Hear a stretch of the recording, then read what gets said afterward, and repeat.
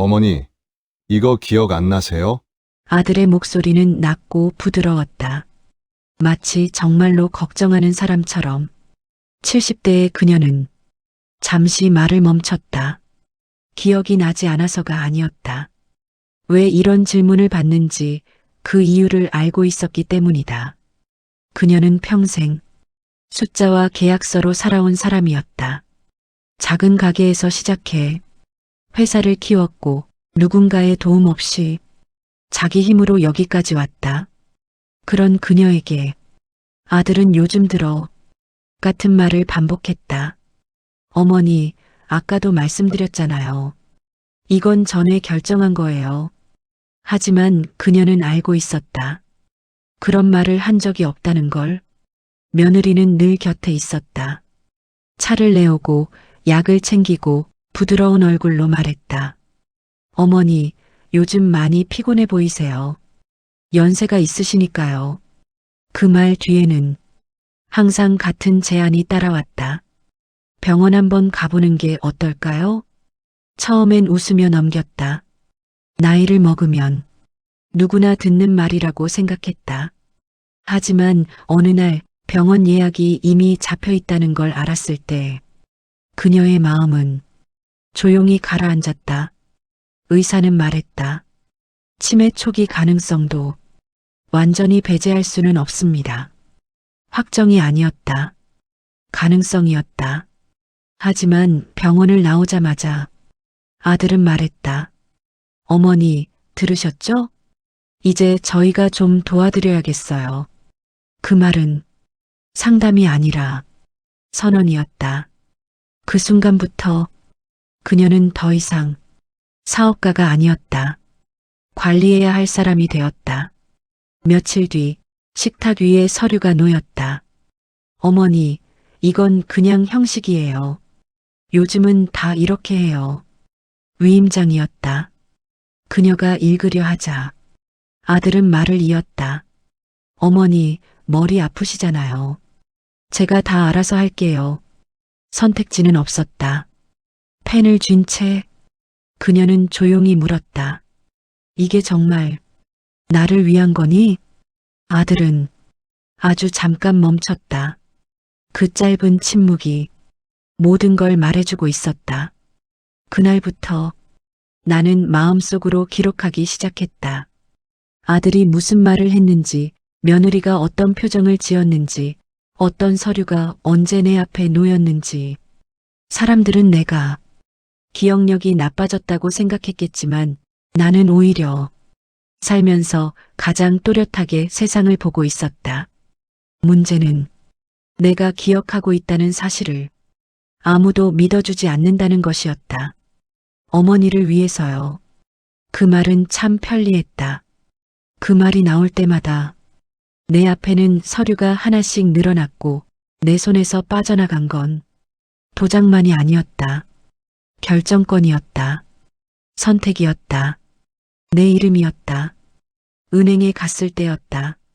직원은 나를 보지 않고 아들에게 먼저 물었다. 보호자분이시죠? 나는 그 자리에 앉아 있었지만 이미 대화에서 빠져 있었다. 그때 알았다. 치매라는 말은 병명이 아니라 낙인이라는 걸. 집 비밀번호가 바뀌었을 때 아들은 웃으며 말했다. 어머니, 자꾸 헷갈리셔서요. 차키는 며느리가 관리했다. 어머니, 혹시 사고라도 나면 어쩌려고요.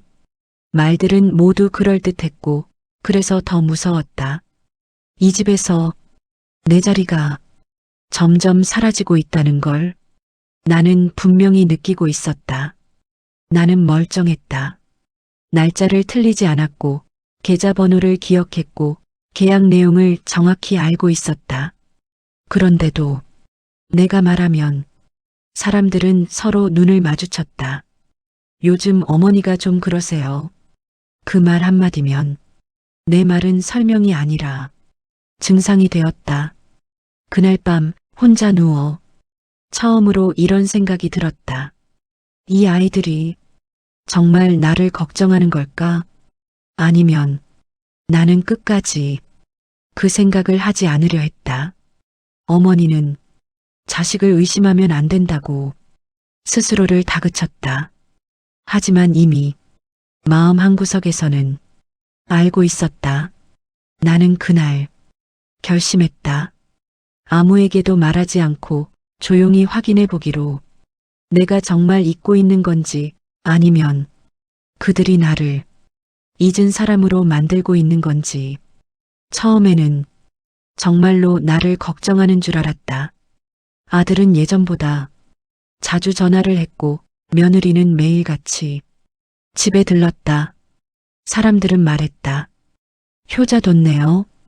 요즘 저런 자식 드물어요. 그 말들이 나를 안심시키는 대신 이상하게 불편하게 남았다. 어느 날 아들이 서류 봉투를 들고 왔다. 어머니, 요즘 이런 거 많잖아요. 보이스피싱도 그렇고 사기도 그렇고. 봉투 안에는 은행 서류가 들어 있었다. 계좌 관리만 제가 대신하는 거예요. 어머니 명의는 그대로예요. 그는 그렇게 말했다. 대신 그 단어가 그때는 그렇게 무섭지 않았다. 나는 서류를 읽으려 했다. 습관처럼 조항 하나하나를 눈으로 따라갔다. 그러자 아들이 말했다. 어머니, 그거 읽으실 필요 없어요. 머리 아프시잖아요. 그 말은 걱정처럼 들렸지만 사실은 나에게서 시간을 빼앗는 말이었다. 나는 그날 펜을 들었다.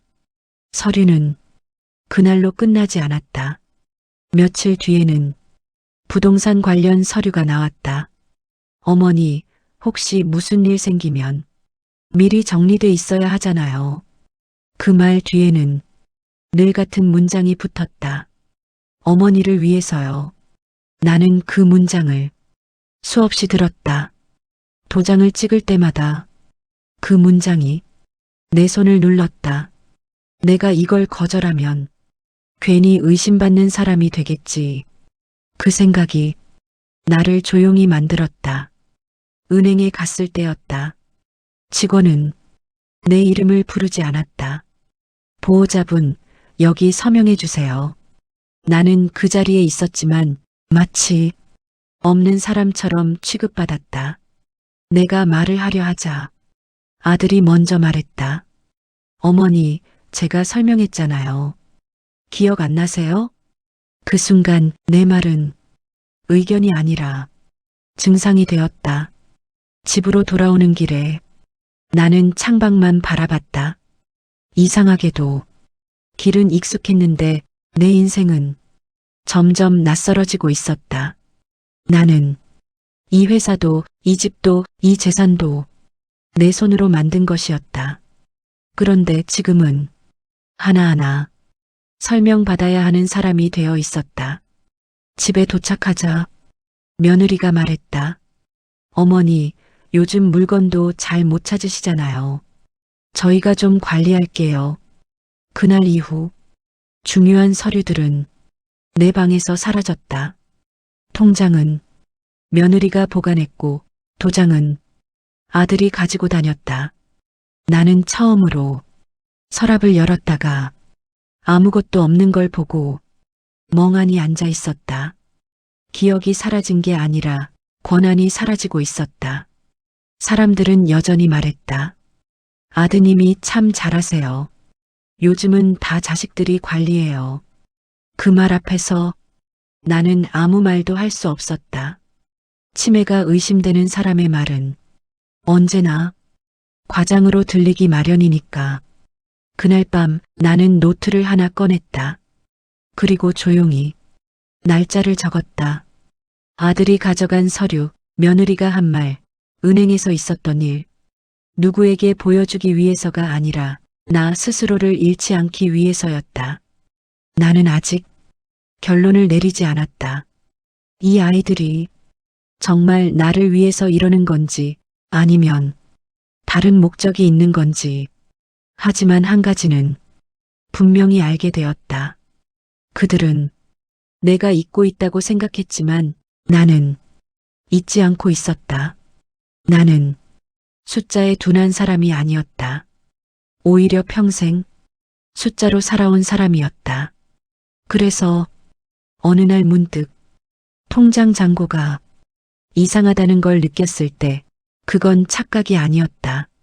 어머니, 요즘 돈 같은 건 굳이 신경 쓰실 필요 없어요. 아들은 그렇게 말했다. 마치 돈에 신경 쓰는 내가 이상하다는 듯이. 하지만 나는 기억하고 있었다. 며칠 전까지만 해도 분명히 있던 금액이었다. 은행에 가자고 하자 아들은 잠시 망설였다. 어머니, 피곤하시잖아요. 제가 다 알아보고 올게요. 그 말은 제안이 아니라 차단이었다. 결국 나는 혼자 은행에 갔다. 직원은 내 이름을 보고 잠깐 멈칫했다. 아, 어머님, 이 계좌는 현재 아드님이 관리 중이신데요. 그 말 한마디로 모든 게 정리되었다. 내 계좌였지만 내 계좌가 아니었다. 나는 조심스럽게 물었다. 언제부터요? 직원은 컴퓨터 화면을 보며 말했다. 꽤 되셨습니다. 어머님 동의서도 다 있으시고요. 동의서. 나는 그 단어를 너무도 잘 알고 있었다.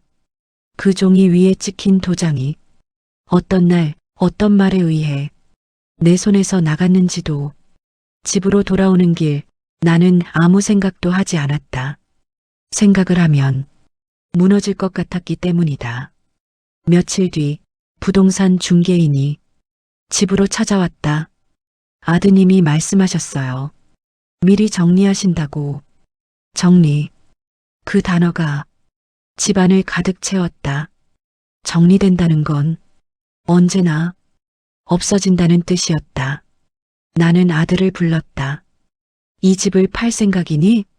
아들은 잠시 나를 보더니 이렇게 말했다. 어머니, 그런 얘기했어요? 기억이 조금씩 섞이시는 것 같아요.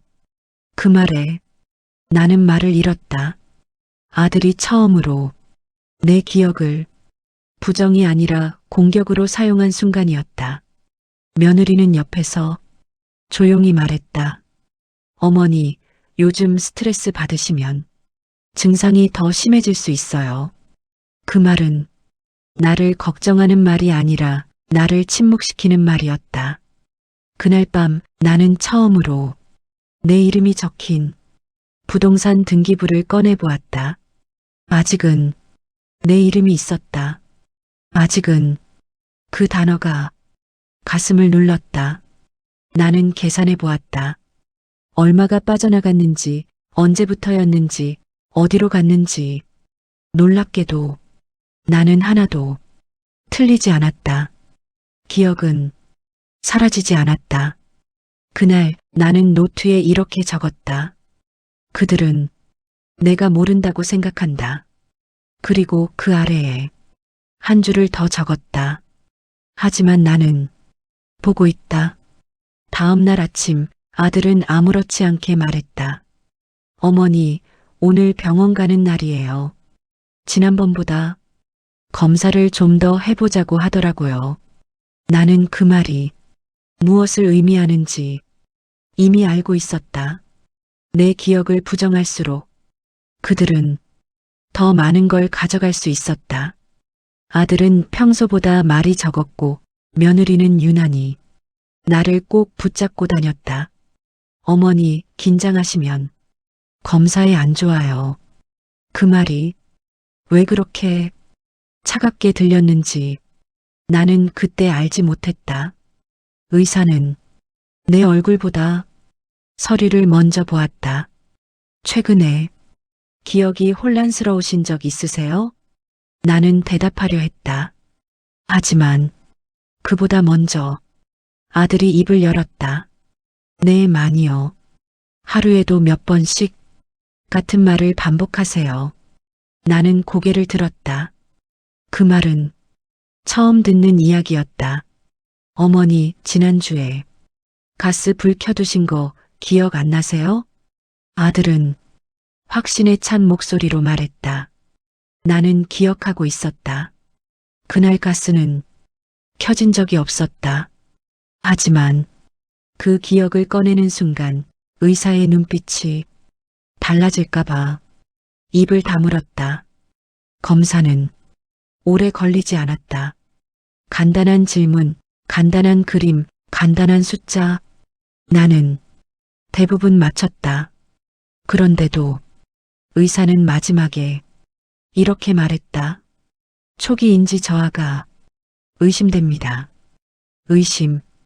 그 단어 하나가 내 인생을 완전히 바꿔놓았다. 아들은 그 말을 기다렸다는 듯 고개를 끄덕였다. 역시 그렇죠. 저희가 미리 대비해야 할 것 같아요. 대비. 그 말 뒤에 무엇이 따라오는지 나는 이미 알고 있었다. 그날 이후 나는 혼자가 아니었다. 항상 누군가가 곁에 있었다. 외출할 때도 전화를 받을 때도 누군가가 지켜보고 있었다. 전화벨이 울리면 며느리가 먼저 받았다.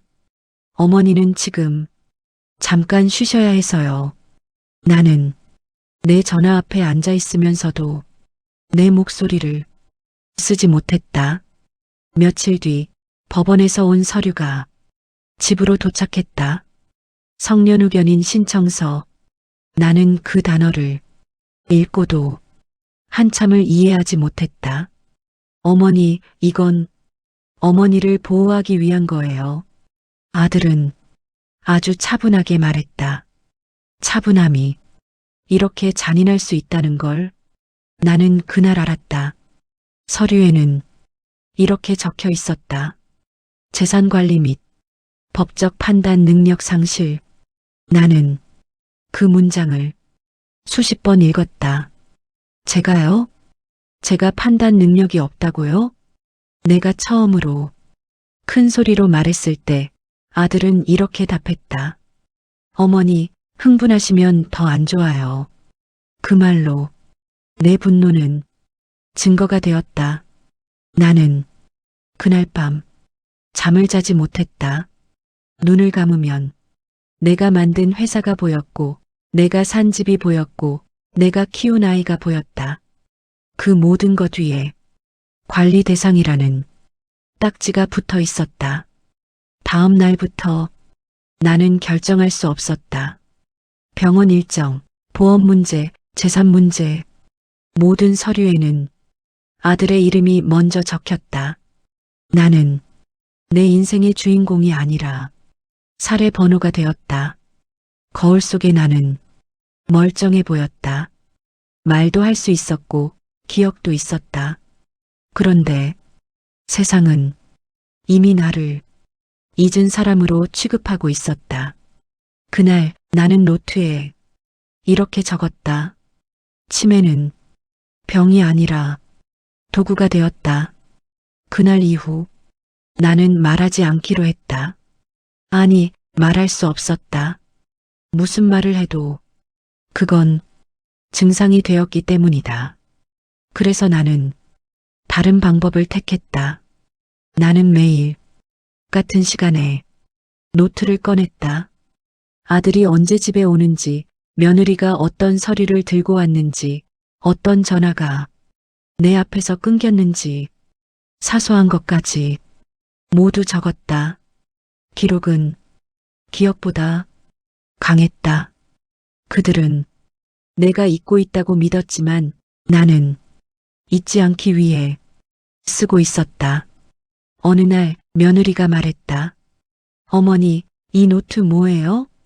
나는 아무렇지 않은 척 대답했다. 일기야. 그녀는 잠시 나를 보더니 웃으며 말했다. 그럼 다행이네요. 그 웃음 속에 경계가 섞여 있었다. 며칠 뒤 집에 낯선 사람이 왔다. 아들이 부른 복지 상담사라고 했다. 그는 나에게 몇 가지를 물었다. 오늘 날짜가 어떻게 되시죠? 여기 계신 분은 누구세요? 나는 차분히 대답했다. 그의 눈빛이 조금씩 바뀌었다. 상담사가 집을 나가기 전 조용히 말했다. 어머님, 혹시 혼자 계실 때 불편하신 점은 없으세요? 나는 잠시 망설였다. 그리고 아주 짧게 말했다. 있어요. 그 한 단어에 그는 고개를 끄덕였다. 그날 밤 나는 처음으로 노트 일부를 복사했다. 한 권은 내 방에 두고 한 권은 옷장 깊숙이 숨겼다. 혹시 모를 사고를 대비해서였다. 며칠 뒤 예상치 못한 사람이 나를 찾아왔다. 예전에 같이 일했던 회사 후배였다. 어머님, 잠깐 뵙고 싶다고 연락을 받았어요. 그 연락을 누가 했는지는 말하지 않았다. 하지만 나는 알고 있었다. 나는 그에게 노트를 보여주지 않았다. 대신 단 한 가지만 물었다. 내가 이렇게 글을 쓰는 사람이었니? 그는 내 노트를 넘겨보며 단호하게 말했다. 아닙니다. 이건 기억이 무너진 사람이 쓸 수 있는 글이 아닙니다. 그 말에 나는 처음으로 눈물이 났다. 억울해서가 아니라 확인받았기 때문에. 그날 이후 나는 조용히 사람들을 불러들였다. 변호사, 상담사, 의사. 아들은 그 사실을 아직 몰랐다. 나는 큰일을 벌일 생각이 없었다. 그저 단 하나만 되찾고 싶었다. 내 인생을 내가 판단할 수 있는 권리. 그날 밤 나는 노트 맨 마지막 장에 이렇게 적었다. 이제 내 이야기를 증명할 차례다. 어머님은 이 자리에 계시면 안 됩니다. 그 말이 회의실 안에 울려 퍼졌을 때 모든 시선이 나에게 쏠렸다. 나는 아직 아무 말도 하지 않았다. 그런데도 이미 쫓겨난 사람처럼 취급되고 있었다. 긴 테이블 한가운데에는 아들과 며느리가 앉아 있었다. 그 옆에는 변호사, 의사, 그리고 나를 평가하러 온 사람들이 있었다. 어머님은 현재 판단 능력이 제한된 상태입니다. 의사가 말했다. 그 말에 아들은 고개를 끄덕였고 며느리는 안도의 숨을 내쉬었다. 그 순간 나는 깨달았다. 오늘 이 자리는 나를 위한 자리가 아니라 나를 정리하기 위한 자리라는 걸. 그래서 후견인 변경을 요청하시는 겁니까? 변호사의 질문에 아들이 대답했다. 네, 어머니를 위해서요. 또다시 그 말이었다. 나는 천천히 고개를 들었다. 그리고 처음으로 회의실 한가운데서 입을 열었다. 제가 한 가지만 여쭤봐도 될까요? 내 목소리는 생각보다 떨리지 않았다. 아들은 순간 당황한 표정을 지었다. 어머니, 지금은 아니요. 나는 말을 끊었다. 오늘은 제가 말해야 합니다. 회의실 안이 조용해졌다. 누군가 펜을 떨어뜨리는 소리가 또렷하게 들릴 만큼 나는 가방에서 노트를 꺼냈다. 그들이 없애려고 했던 노트. 이 기록은 지난 1년 동안 제가 직접 쓴 겁니다. 나는 페이지를 넘기며 말했다. 날짜, 금액, 서류 이름, 통장 이동 내역. 며느리의 얼굴에서 처음으로 미소가 사라졌다. 치매 환자가 이런 기록을 쓸 수 있나요? 그 질문이 공기 속에 떨어졌다. 의사는 말을 잇지 못했고 변호사는 노트를 받아들었다. 페이지를 넘길수록 그의 표정이 굳어갔다. 아들은 자리에서 일어나며 말했다. 이건 우연일 수 있습니다. 그 말이 마치 비명처럼 들렸다. 나는 마지막 장을 펼쳤다. 거기에는 이렇게 적혀 있었다. 오늘은 그들이 거짓말을 할 날이다. 그 문장을 읽은 순간 회의실 안에 공기가 바뀌었다. 회의실을 나서던 순간 나는 다리가 조금 풀렸다. 긴장이 풀린 게 아니라 오랫동안 참고 있던 힘이 그제야 빠져나간 느낌이었다. 변호사는 나를 따로 불렀다. 어머님, 이 후견인 신청은 재검토가 필요합니다. 그 말은 조심스러웠지만 의미는 분명했다. 아들과 며느리는 말이 없었다. 그들의 침묵은 사과가 아니라 패배였다. 며칠 뒤 법원의 결정이 나왔다. 성년 후견인 신청 기각. 그 한 줄 문장이 내 인생을 되돌려 놓았다. 나는 다시 은행에 갔다. 이번엔 직원이 내 이름을 불렀다. 어머님, 본인 확인되셨습니다. 그 말이 왜 그렇게 가슴에 남았는지 모른다. 통장은 내 손으로 받았다. 도장도 서류도 손이 조금 떨렸지만 그건 두려움이 아니라 확인이었다.